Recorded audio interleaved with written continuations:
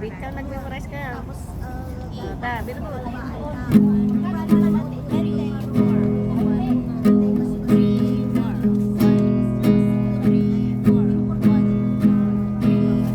D. D. Ito yung D. D. Benjamin nagadayon na. Ikwam ato, ato di pang best mo to ato. Ito. Ata, wan, ata, ngaso. Mati inga, ato'y baba. Ato'y baba. Ito baba. Ata tingato, ata may kadwa. D. D. Amom di kanta nga favorite mo, mabalik mo gamitin ata nga chord set. Ito yung ADE. Oo.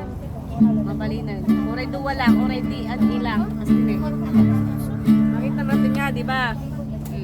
D and E. Dito siya, this is the D na to. Kita mo.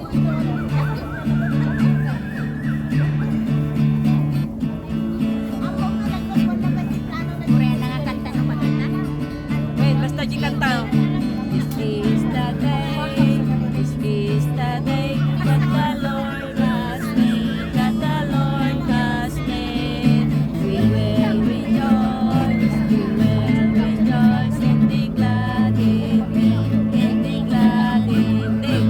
And this is the day that the Lord has made.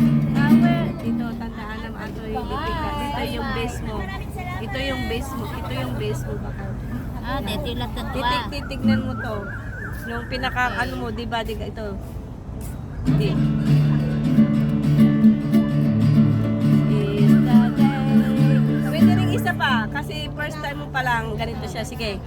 This is the day. This is the day that the Lord has made. That the Lord has made. We will rejoice. We will rejoice and be glad in it. And be glad in it. And this is the day that the Lord has made.